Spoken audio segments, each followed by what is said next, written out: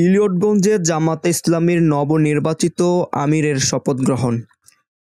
কুমিল্লার দাউদকান্দি উপজেলার ইলিয়টগঞ্জ দক্ষিণ ইউনিয়ন জামায়াতের নবনির্বাচিত আমিরের শপথ গ্রহণ উপলক্ষে বাংলাদেশ জামায়াতে ইসলামীর কর্মী সম্মেলন অনুষ্ঠিত হয়েছে।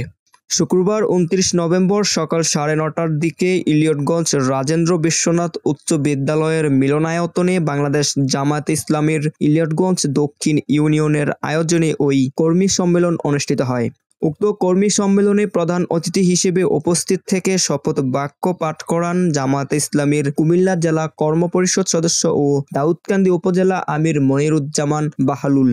এ সময় শপথ গ্রহণ করেন নবনির্বাচিত ইলিয়টগঞ্জ দক্ষিণ ইউনিয়ন আমির ইঞ্জিনিয়ার মোহাম্মদ শিমুল হাজারী ও ইলিয়টগঞ্জ দক্ষিণ ইউনিয়নের ৫ নং ওয়ার্ড আমির মোহাম্মদ আক্তার হোসেন। দাউদকান্দি উপজেলা কর্মপরিষদ সদস্য মোহাম্মদ দেলওয়ার হোসেন মোল্লার সভাপতিত্বে বিশেষ অতিথির বক্তব্য রাখেন কুমিল্লা উত্তর জেলা কর্মপরিষদ সদস্য মোশাররফ হোসেন, দাউদকান্দি উপজেলা সেক্রেটারি মনিরুজ্জামান, উপজেলা সহকারী সেক্রেটারি মিজানুর রহমান আরিফ, উপজেলা কর্মপরিষদ সদস্য মোহাম্মদ মোখলিসুর রহমান প্রমুখ। শপথ বাক্য পাঠ ও কর্মী সম্মেলনে বাংলাদেশ জামায়াতে ইসলামের বিভিন্ন পর্যায়ের নেতৃবৃন্দ ও কর্মীরা উপস্থিত ছিলেন।